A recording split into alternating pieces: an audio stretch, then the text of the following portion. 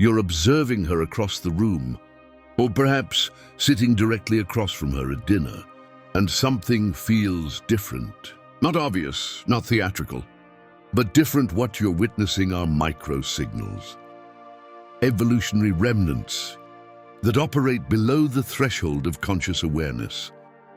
These aren't the dramatic gestures of romantic comedies. They're the subtle, biological broadcasts that precede genuine attraction. Understanding these signals requires abandoning the fantasy. That attraction announces itself. Clearly it doesn't. Instead, it whispers through involuntary micro-expressions. Fleeting touches and behavioral shifts, so brief they barely register. Yet these moments carry more authentic information about her interest than any direct conversation ever could. Signal 1. The eyelid descent and lip separation. Watch her eyelids, not constantly. That would be strange, but notice when they drift downward slightly during conversation, accompanied by the faintest separation of her lips. This isn't fatigue or distraction. These specific micro-expressions represent biological mimicry of pleasure states. Her nervous system is rehearsing quite literally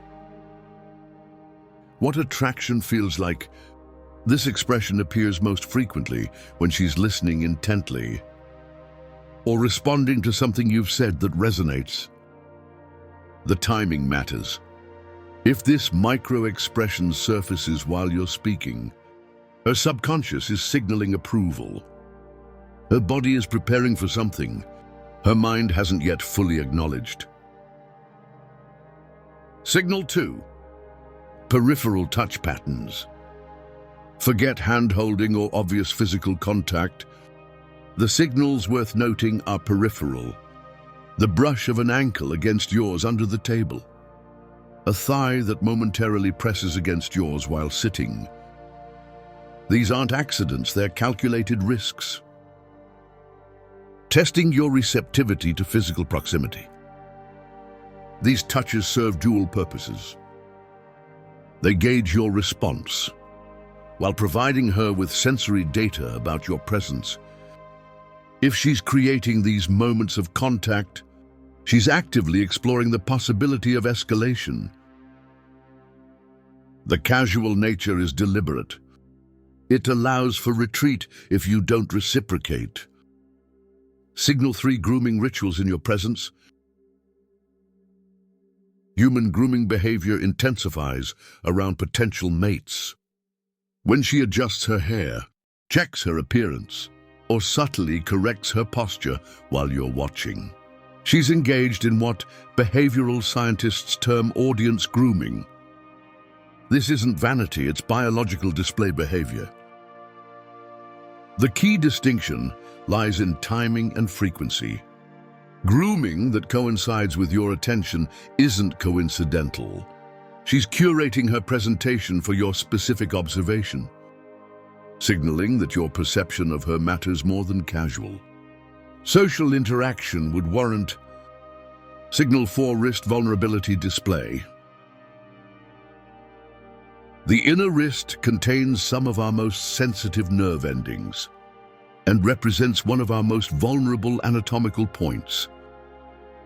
When she exposes this area, rolling up sleeves, gesturing with palms up, or positioning her wrists visibly during conversation, she's displaying trust. Nonverbal research confirms that wrist exposure is an intimacy signal, typically reserved for individuals we consider safe. If she's consistently revealing this vulnerable area in your presence, her subconscious has categorized you as someone worthy of trust and potential physical closeness. Signal 5. Strategic microcontact. One accidental touch means nothing. 2 might be coincidence. 3 establishes a pattern, and patterns reveal intention. These micro-touches: a hand briefly on your arm during laughter, fingers that graze yours when passing objects, shoulders that bump during conversation, create what researchers call touch escalation sequences. Each contact serves as both test and invitation. She's measuring your comfort with physical proximity, while gradually normalizing touch between you. If these moments are increasing in frequency, she's systematically reducing the physical barriers between you. Signal 6: olfactory presentation changes. Scent represents one of our most primitive attraction mechanisms. When she begins wearing stronger perfume around you, or positions herself where her scent is most noticeable, she's engaging your olfactory system deliberately. Studies on body odor dynamics reveal that women intensify scent presentation when attracted to genetically compatible partners. Pay attention to proximity patterns. If she's finding excuses to be physically closer, close enough for you to notice her perfume or natural scent, she's inviting a deeper sensory connection. This behavior bypasses rational thought and targets the limbic system directly. Signal 7: micro-affirmation patterns. Vigorous nodding combined with upward glances creates what behavioral analysts categorize as engagement amplification. This isn't simple agreement with your words. It's emotional synchronization. When she nods enthusiastically while looking up at you, she's demonstrating what neuroscientists call attentional capture. This behavior indicates you've moved beyond casual social interaction into something resembling emotional investment. Her responses have become animated because your words carry weight beyond their literal meaning. Signal 8: the vocal proximity shift. When she leans closer to speak, lowering her voice to what one might call conversation for two, she's created what researchers term an acoustic intimacy zone. This isn't merely practical necessity for being heard.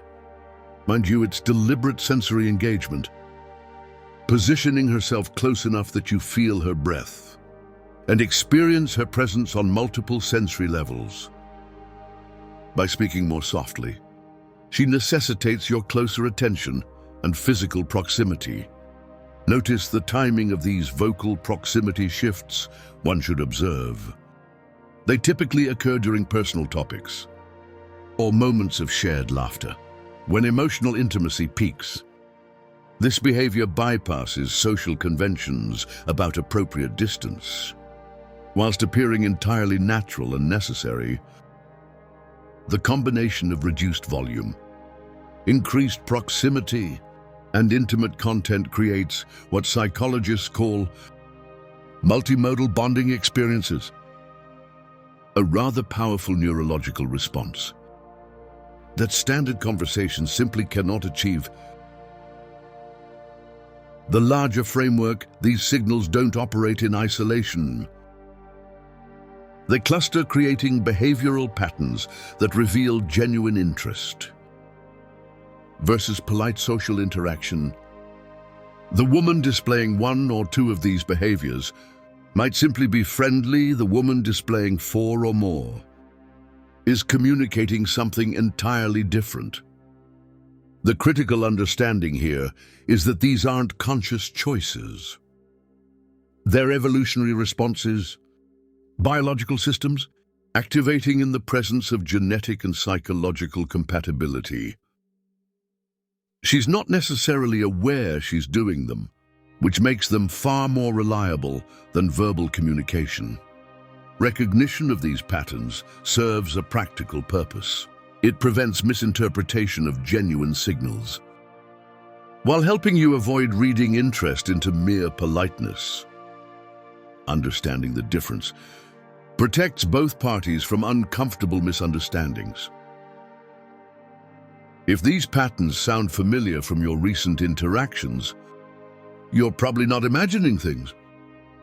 Trust what you're observing, but remember, recognition is just the first step. What happens next determines whether these micro-signals develop into something meaningful or fade into missed opportunities